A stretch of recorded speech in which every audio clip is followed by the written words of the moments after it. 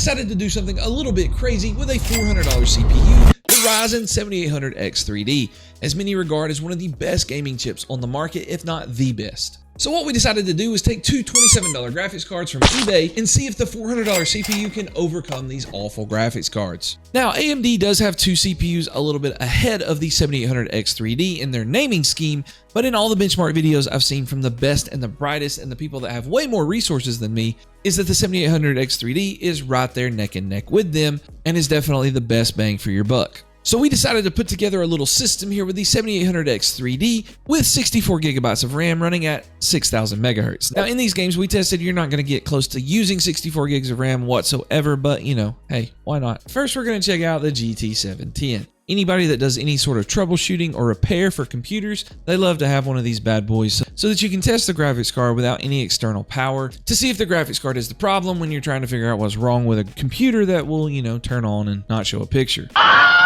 Now, was it really meant for gaming? Yeah, probably not, but we're going to see what it can do. First, we tried it in Warzone with the GT710, and at 4K settings, we absolutely couldn't even really launch the game at all. It was literally so stuttery, I couldn't even get the mouse over to the settings to change anything barely at all. So we dropped the resolution down to 1440p, and we at least got through the menus, but it was at like 4 FPS. So launching a game was kind of out of the question for the most part. When we bumped down to 1080p, we got 2 more FPS, which is around 6, and at 720p, we got a whopping 8 FPS. So we never even hit double digits in any of this, so it was definitely not playable whatsoever. So as good as this CPU is, you need a graphics card to play something like Warzone. Obviously, there are more demanding AAA titles such as like Starfield and Cyberpunk 2077, but if Warzone wouldn't work, I knew those were not going to work either. So let's try some esport titles. First up in Fortnite, we tried it everything on performance mode, but again, we tried it at 4K to start with because, you know, everyone says that Fortnite is a CPU-based game, and we really wanted to stress the CPU out here and see if it could overcome this really bad graphics card. You know, because, you know, some people may think, well, if I buy the best CPU on the market, then I'm going to get a lot of FPS in Fortnite. Well, you know, let's see if that's the case. So starting out in 4K on Fortnite, we actually only got like 8 to 10 FPS. Certainly not playable. Dropping it down to 1440p, though, did give us a little bit more of a playable experience, around 25 to 30 FPS. Again, you're not hitting a triple edit on these types of settings, even though it was performance mode, the lowest that we could go.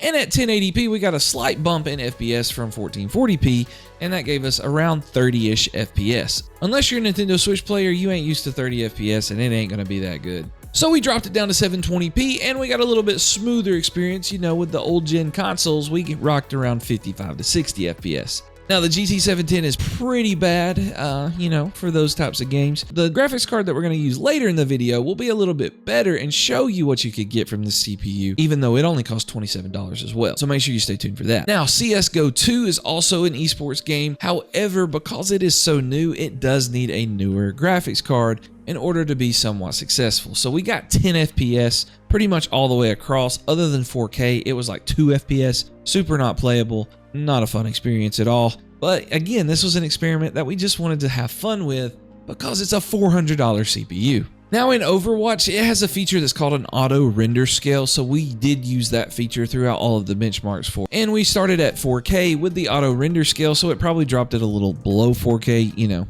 who knows what it dropped it to exactly. But we got 20 to 30 FPS on 4K, lowest settings possible with the auto render scale. Then we bumped it down to 1440p and it got around 45-ish FPS. At 1080p is where we hit the solid 60 FPS number that we're looking for in a lot of games. But again, Overwatch esports, you want more FPS than 60. So we dropped it down to 720p. Again, auto render scale. This probably looks pretty horrible, but we did get around 75 FPS. And one of my favorite esport titles game is the one we saved for the end, and that is Valorant. Again, we tried on the lowest possible settings, starting first at 4K, and Valorant at 4K on these lowest settings, we got 20 to 30 FPS with this really awesome CPU, which if you know Valorant, it can run on a potato, so that's not very good. At 1440p though, we did see a bump in FPS and we got like 40 to 60. At 1080p, we actually hit 100 FPS at times, and it fluctuated between like 80 and 100, depending on what was going on. And 720p, we actually hit like 140 to 180 FPS,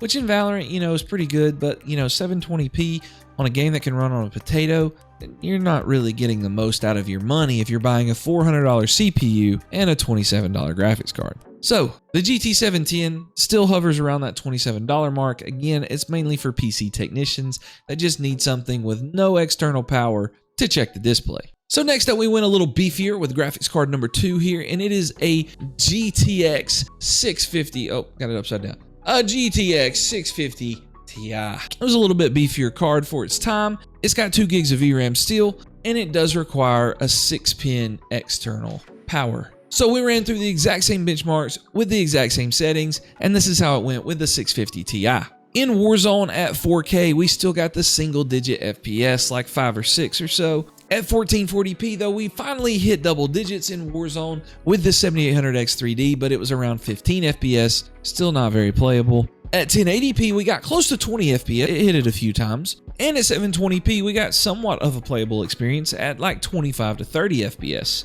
Not bad for $27. Same settings on Overwatch 2 as we did last time. I remember it has that auto render scale option. So starting at 4K, we got around 55 to 60 FPS. Bumping down to 1440p, that improved us to 65 to 70 FPS. At 1080p, we hit the 75 to 85 mark, and at 720p, we got close to 100. CS2, we actually saw some playable numbers at 4K being 30 FPS. 1440p, we got around 45 to 50. 1080p is where we finally hit 60 in CS2. And at 720p, we got around 70-ish FPS. And Valorant, you know, the real esports game in this list that can run on a potato. At 4K, we got around 70-ish FPS. At 1440p, we did pretty good. We got anywhere from like 140 to 180, depending on what was going on. There were some really big jumps up and down. We actually hit 240 FPS at 1080p at times. It dropped a little below that a few times, but you know, we got it. And at 720p, we got over 300 FPS in Valorant, which was pretty awesome. But again, $400 CPU,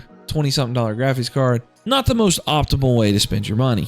And everyone's favorite battle royale, good old Fortnite, you know, you don't need a graphics card, it's a CPU-based game. But with this combo with the 650 Ti at 4K, we got around 25 to 30 FPS. And when we went to 1440p, we saw a significant jump at somewhere around like 75 to 80 FPS. At 1080p, we finally hit over 100 in Fortnite. It fluctuated between like 100, 140, big jumps back and forth right there. And we got over 144 at 720p. It actually jumped up as high as 200 a couple times, but your 720p in Fortnite, it's not the most visually pleasing experience, and you can't see a whole lot of what's going on, and there's still those massive jumps up and down in the FPS numbers. Now, this is just a really fun experiment for us to try with some $27 graphics cards and a $400 CPU. Let me know what you thought about the experience down below in the comments, and if you like future videos to be more like this, I'll happily oblige because it was really fun for me. But if you want a more reasonable graphics card to pair with something like a 7800X3D, then go check out this video where we've transformed a customer's PC into a gaming beast.